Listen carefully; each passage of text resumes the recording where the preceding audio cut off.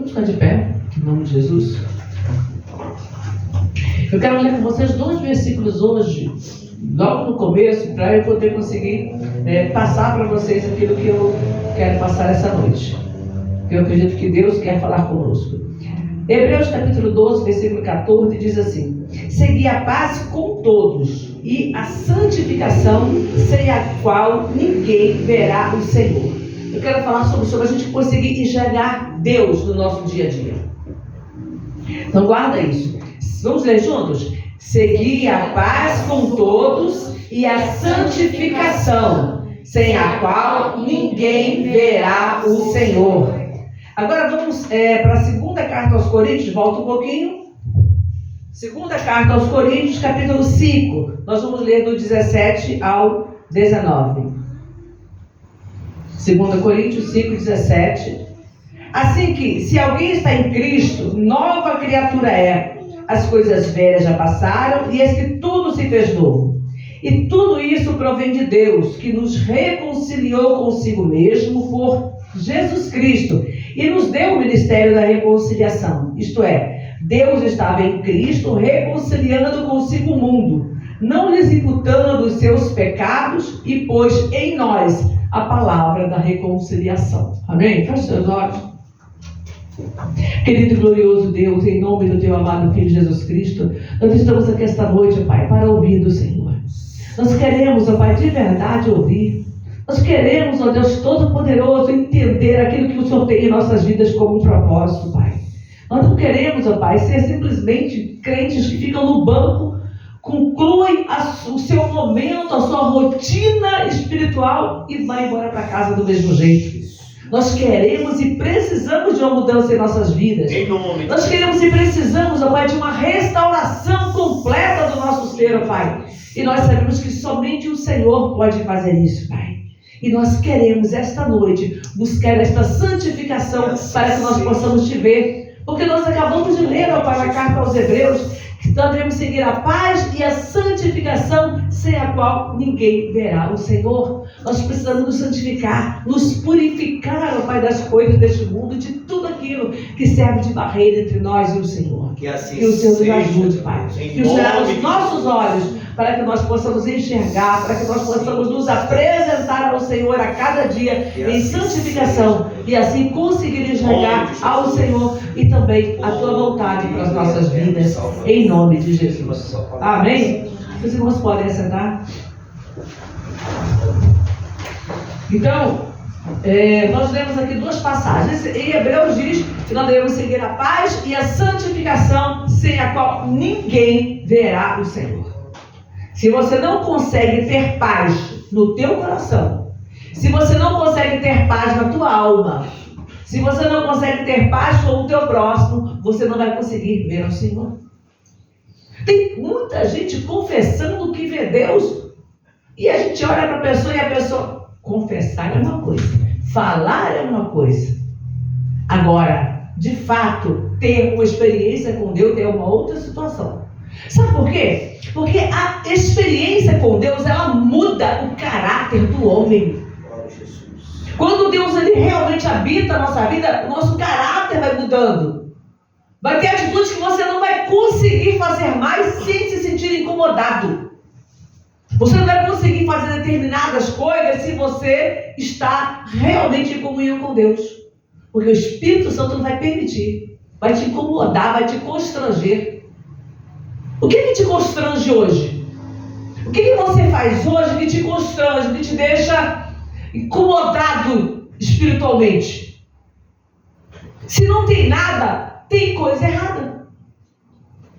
Sabe por quê? Porque nós sempre vamos fazer alguma coisa que entristece o coração de Deus. Não que nós queiramos, não que seja voluntário, mas às vezes no momento que a gente fica irado, que a gente pensa mal de uma pessoa, que a gente fica pensando, e se acontecesse isso, aquilo, outro, porque fulano, me tirou do sério, é um filho de Belial, e ainda começa a usar como desculpas acusações contra a pessoa. Porque ali é um filho de Belial, é um filho da perversidade, isso ali é uma Jezabel, crente chega assim, esse ali é uma Jezabel, esse ali é um Balaão da vida.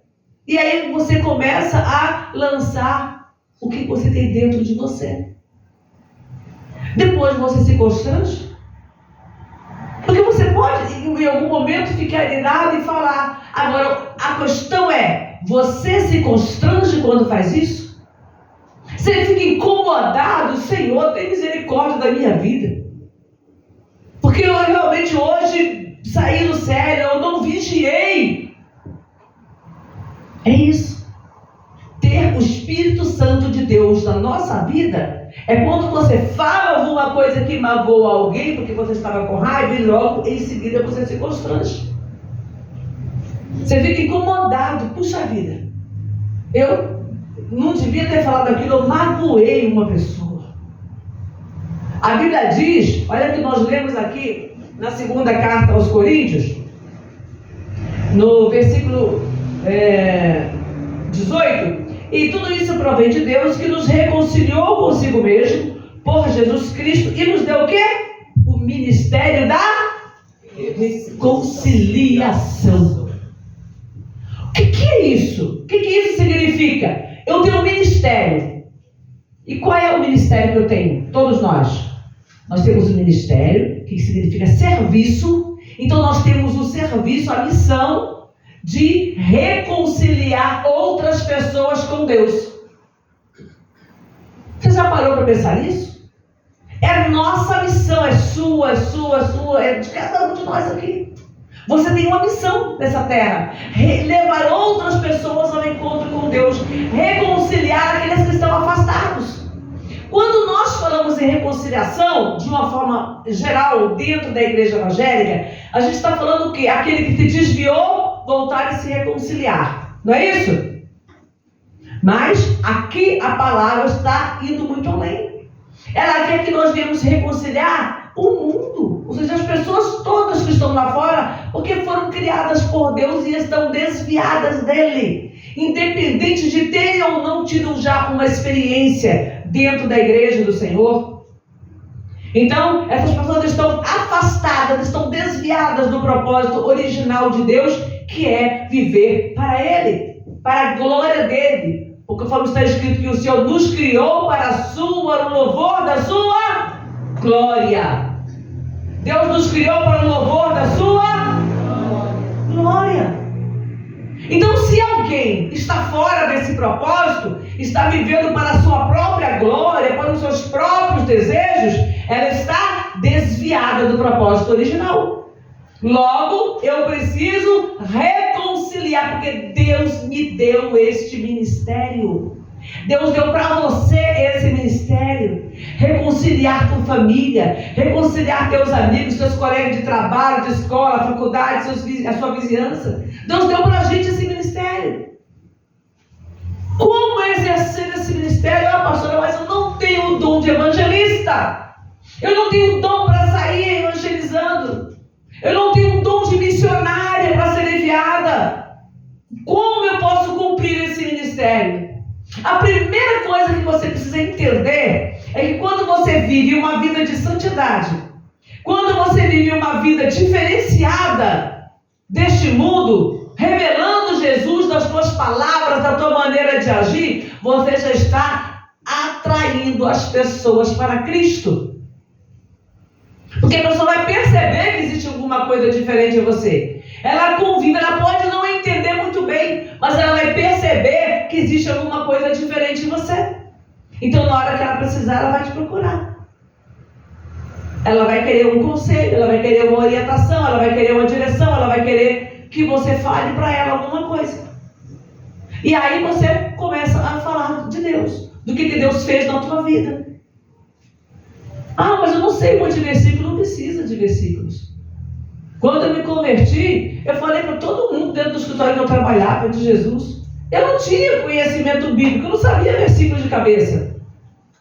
Mas eu podia contar a minha experiência de como eu estava me sentindo na presença de Deus, como eu ficava alegre, como as pessoas começaram a perceber. Senhor fala muito pela maneira de agir na minha casa. Os meus colegas começaram a perceber. Então você evangeliza sem perceber que está evangelizando quando você está em comunhão com Deus. Amém? Amém. Estar em comunhão com Deus não é simplesmente vir à igreja todo domingo. Ah, não, pastora, mas eu vou à igreja a semana inteira. Eu vou para a igreja a semana inteira. Glória a Deus. Eu já fiz isso. Quando me converti, a igreja tinha culto todos os dias, de tarde e de noite. Então, toda noite eu estava na igreja. De segunda a segunda eu estava na igreja. Saí do trabalho, direto para a igreja, chegava em casa meia-noite, eu acordava 5h30 do dia para sair para trabalhar, ia trabalhar, voltava para a igreja. Eu fiz isso meses. E muitas vezes eu ficava em jejum de 24 horas. Porque eu queria, estava buscando o Senhor. Mas não é isso. Isso é uma parte, é um detalhe. Porque eu gostava de estar na casa de Deus, eu gostava de ouvir a palavra, eu queria aprender.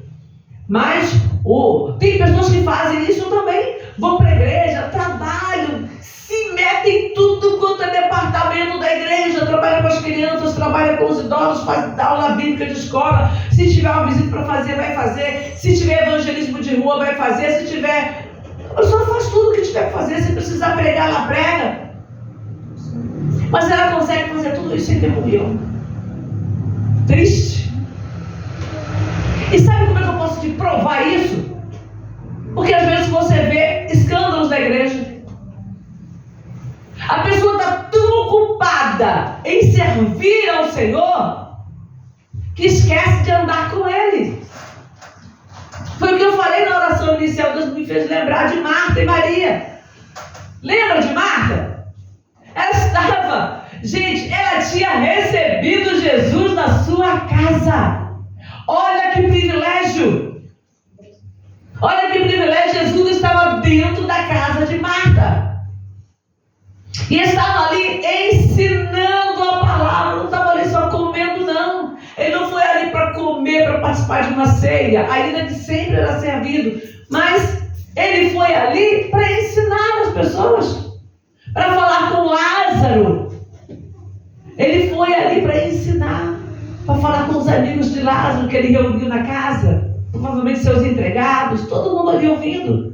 Maria arranjou um cantinho para ela. Sentou e vou ouvir.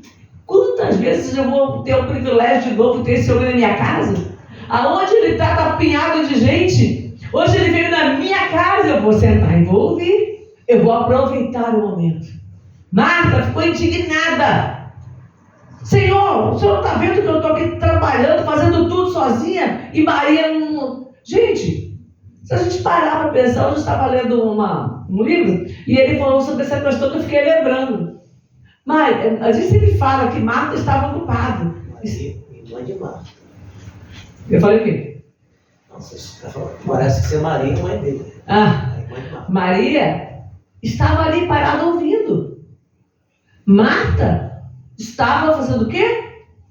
Um monte de coisas. Ela tinha que preparar, ela queria servir bem as pessoas. Às vezes estamos tão preocupados em servir na igreja que nós nos esquecemos de ouvir o que Deus está falando.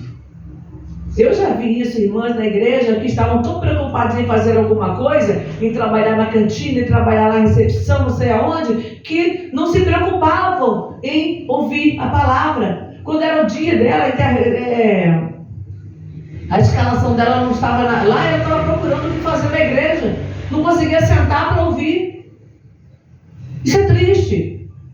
Eu devo servir na casa do Senhor. Se tem alguma coisa para ser feita, vamos fazer. Mas essa não é a prioridade. A prioridade é sentar e ouvir o que Jesus tem a falar. Isso indica o quê? Comunhão com Ele.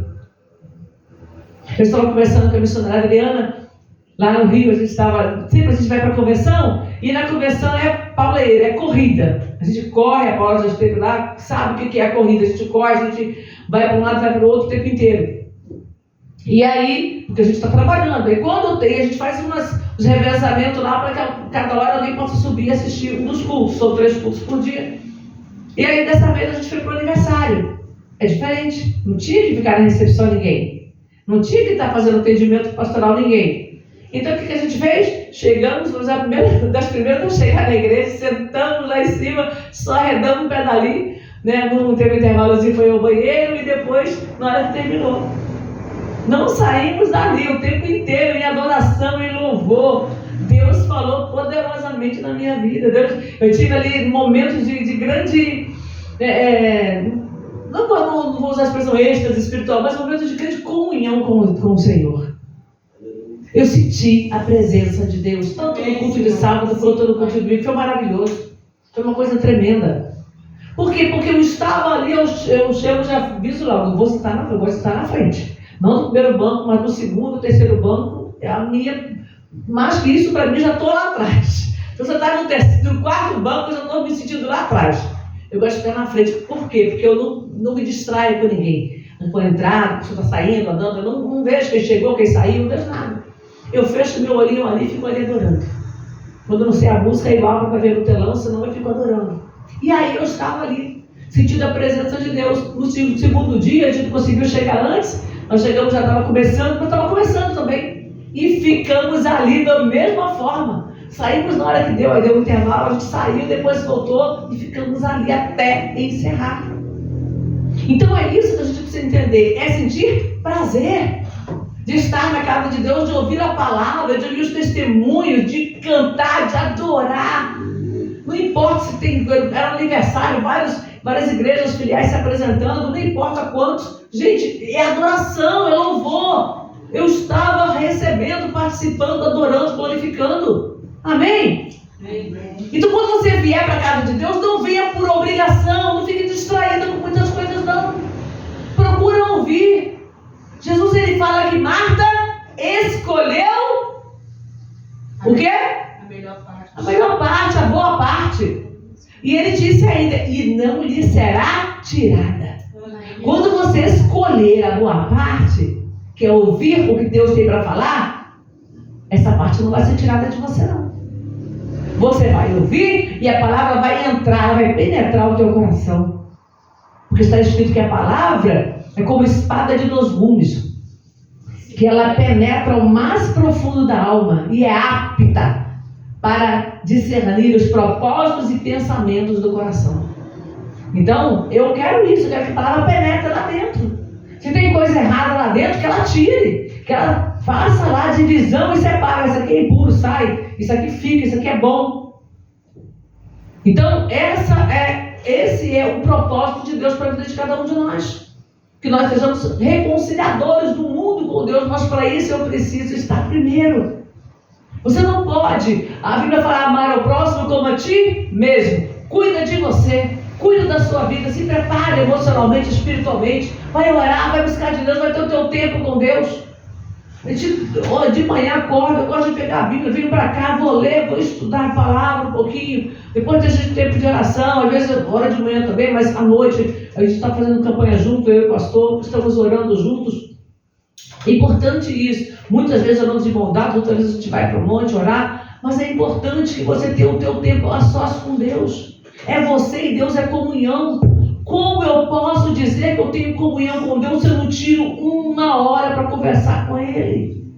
Fica no WhatsApp um monte de tempo, fica no Instagram mais um monte de tempo, conversa com o colega, conversa com fulano, com ciclano um monte de tempo. E qual é o tempo que você tem com Deus? Quem costuma tirar mais de 1 hora para conversar com Deus? Por dia. Pensa quantas horas você conversa com as pessoas que estão ao seu lado e você tem assunto.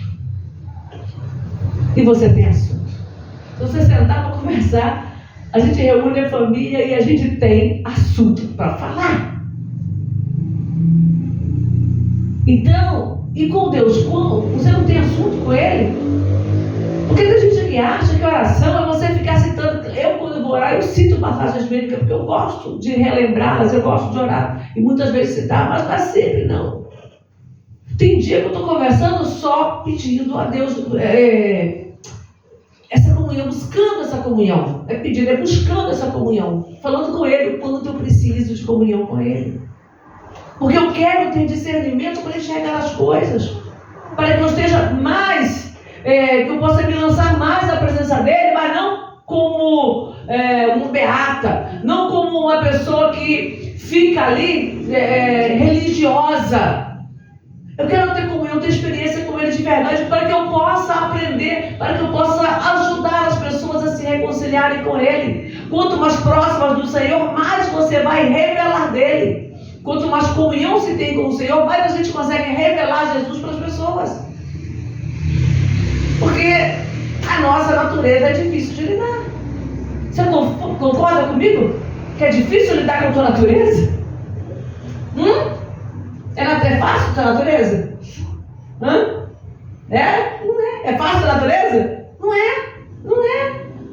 Nós reconhecemos que lidar conosco mesmo é difícil. Aí a gente briga com o marido, com o filho, mas e se você tivesse que lidar com outro você? Pensa, topetuda, bocuda, irada, iracuda, sem paciência. Você acha que dá para lidar com você, que você conseguia lidar com você mesma? E aí? Como é que eu posso lidar com o meu próximo e reclamar dele se eu não consigo lidar comigo mesma?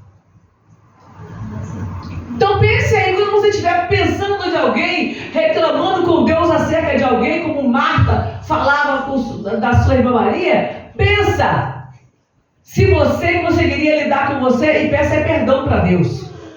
Porque aí você, ao invés de se queixar, você vai pedir perdão para Ele. Não é fácil não. Então, a conduta que você tem, ela vai espelhar ou a comunhão com Deus, ou a falta de comunhão com Deus. A tua conduta mostra isso, se você tem comunhão com Deus ou se você não tem comunhão com Deus. Não se engane, você pode achar que está disfarçando muito bem, mas as pessoas estão percebendo, tá? Então veja bem, você já ouviu falar na expressão lobo em pele de cordeiro? Sim ou não? Sim. Você gosta? Você gostaria de lidar com lobo em pele de cordeiro?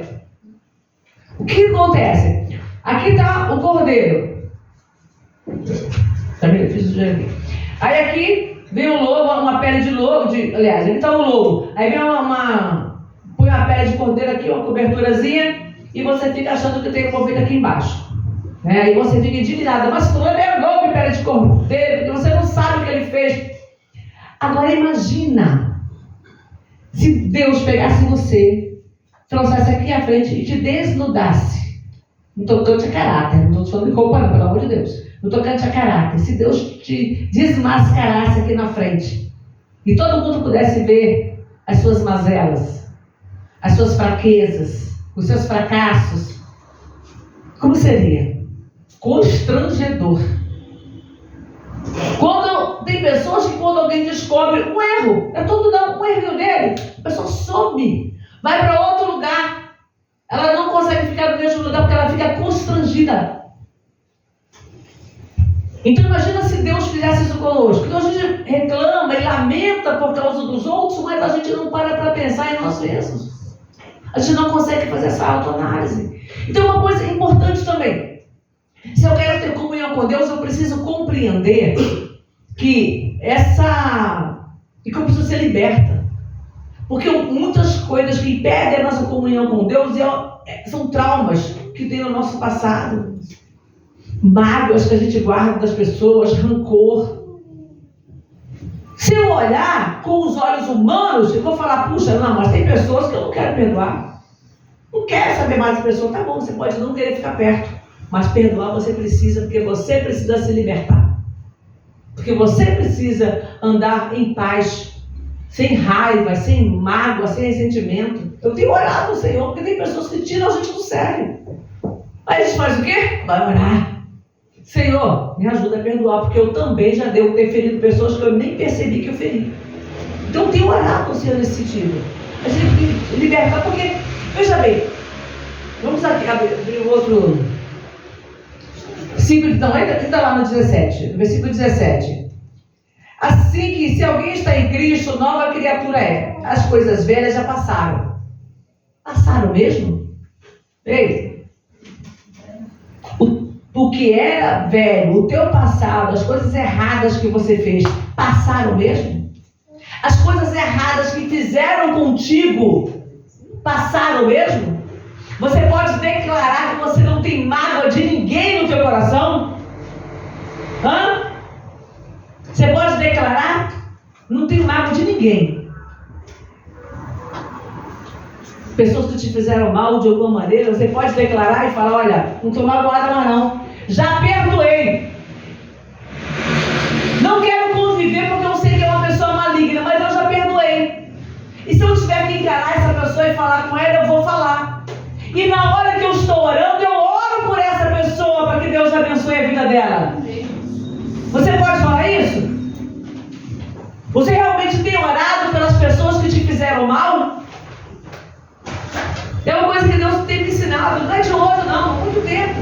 E volta e meia ele me lembra isso. Ore por essas pessoas. Quantas vezes eu estou orando e Deus fala no meu coração, ore. Apresente ao Senhor essas pessoas. O Espírito Santo fala para mim e eu começo a orar. Não é fácil, as pessoas que já te deram prejuízo de alguma forma, é complicado, é triste. Mas aí Deus tem falado comigo, ore por elas, porque elas estão precisando de Deus. São as pessoas que mais perturbam, são as que mais estão precisando de Deus, porque elas estão distantes do Senhor.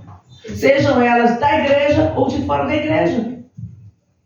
Sejam elas da vizinhança, da família, sejam elas do trabalho, de algum outro lugar, você tem que aprender a orar.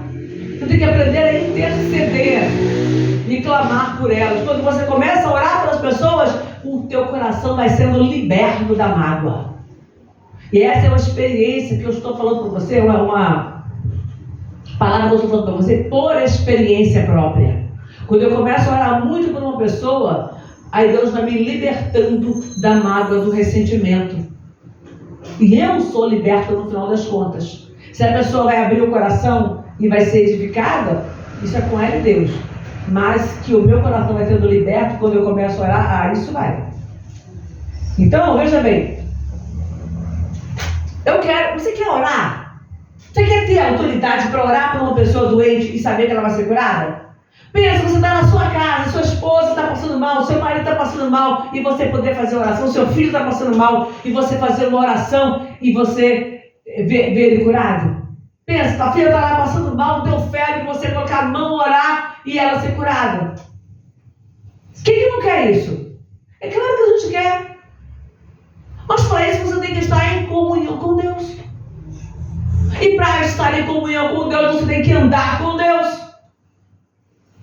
Não é fazer a obra, é andar com Ele. Às vezes a gente está tão preocupado de fazer para Deus que a gente não se preocupa de andar com Deus. Então, eu estou fazendo já.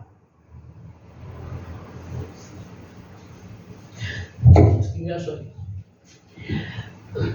Então é importante isso, tá? Tem muita gente que faz, mas eu já faço obra social. Eu já faço obra social. Tem muita gente aí rica que ganha muito dinheiro e investe mesmo em pessoas. E fazem clube, fazem aquilo, fazem aquilo outro, fazem asilo, ajuda a criança com câncer e tal. Sim, é obrigação tua fazer isso. Deus te abençoou, Deus te prosperou, ajude o teu próximo, ajude as crianças. Ajude o órfão, ajude a viúva, ajude o leproso, ajuda o canceroso, ajuda. São pessoas que estão precisando de recursos. Isso é bom, é agradável diante do Senhor, mas não é isso que vai te levar para o céu. O que vai te levar para o céu é uma vida com Deus, vida de comunhão com Ele. Mateus 11, 30. Olha que palavra maravilhosa. A Bíblia é algo tremendo. Mateus capítulo 11.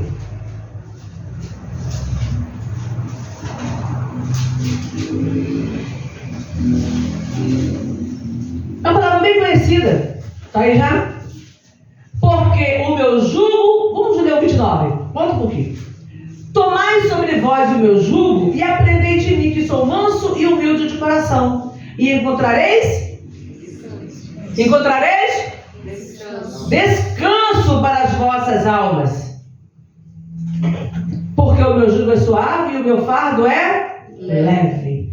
Tomai sobre vós o meu jugo. O jugo, né? Hoje tudo é mais industrializado, mas naquela época se fazia o jugo de acordo, estava tudo esculpido ali na madeira, de acordo com o lombo do boi. Um boi mais gordo, um boi mais magro, ela tinha que fazer de acordo, para ele não machucar o lombo do boi. E aí colocavam-se 2 bois, não se coloca um grande e um pequeno. Se são 2 pequenos, se são 2 grandes, para que o jugo fique igual, para que um não seja sobrecarregado.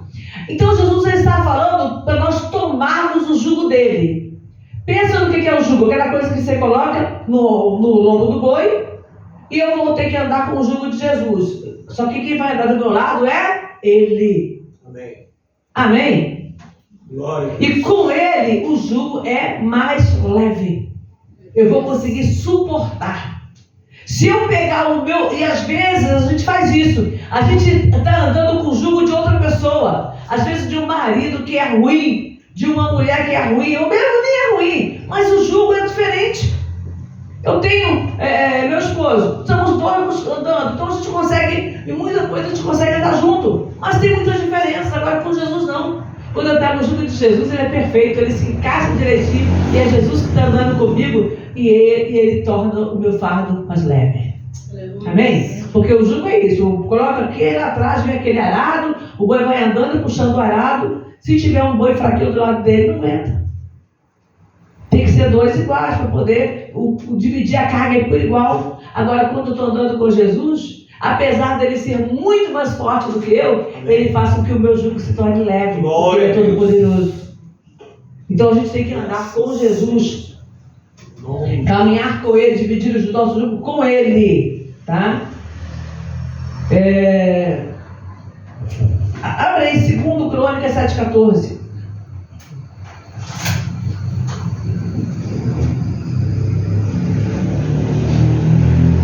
Antes de ler, pensa numa coisa. Quando nós lemos lá no final que as velhas coisas são passadas, a gente aprende também que a gente tem que ir no batismo, a gente sepulta o velho homem, né? Não deixa. O velho homem tem que ser sepultado. A gente vai falar muito isso quando fala sobre batismo. O sepultado, a pessoa que está sepultada, qual é a atitude que ela pode ter? O que você espera que o morto faça? Nada. Você coloca ele lá no necrotério, vai fazer uma exumação do corpo, e aí fica, né, todo aquele mexe para lá, mexe para cá, corta, né, às vezes faz doação, tira algo para doar. A pessoa sente alguma coisa? Nada. Eu já vesti defunto, já lavei defunto. Né? A gente, pastor, acontece vezes quando essas coisas, chama aqui, chama ali. Uma vez eu fui na casa de uma pessoa para dar um banho de defunto, podia ser sujado, e ela estava com vergonha da polícia buscar, e aí eu fui lá. A outra vez, uma irmã faleceu nessa igreja, faz anos já. E aí quando chegou lá no hospital, aí a pastora falou: a gente está precisando de uma pessoa para ajudar a vestir, porque eu não sei ninguém, só tem uma pessoa lá. Aí o sobrinho falou: não, eu não vou, né? Homem, minha tia. Aí eu falei: eu vou. Aí vai lá eu vestir defunto, né? Então às vezes a gente tem umas experiências assim, você vai, mexe, ele explicou, faz assim, né? Que para poder conseguir, o corpo estava enrijecido, para conseguir mexer. Eu fui lá, fiz, não faz nada. A gente que morre de medo, o corpo está lá, é o corpo de uma pessoa que você amou, que você conviveu com ela, uma serva de Deus, e agora é um corpo morto. Não faz nada. O que é que o teu velho homem pode fazer se você tiver sepultado ele de verdade? Nada. Então não deixe o seu velho eu, a sua velha natureza, conduzir as tuas atitudes.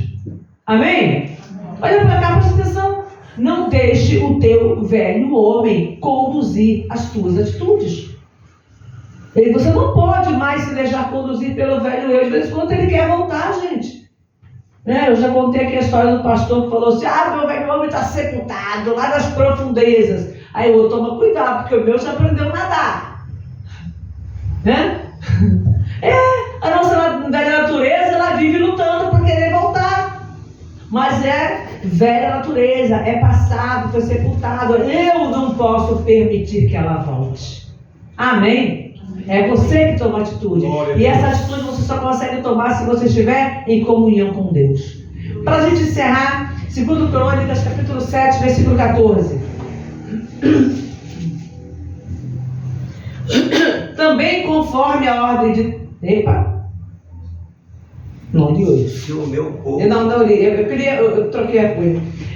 2 Crônicas 7,14. E se o meu povo, que se chama pelo meu nome, se humilhar e orar e buscar a minha face e converter nos seus maus caminhos, então eu ouvirei dos céus, perdoarei os seus pecados e sararei a sua terra. Deus traz cura até para a terra, quando o povo, claro que você não consegue convencer todo mundo, mas se a grande maioria começar a buscar a Deus, Ele faz uma obra. Amém? Deus faz, está escrito. Vamos ler juntos, para a gente encerrar? Fica de pé.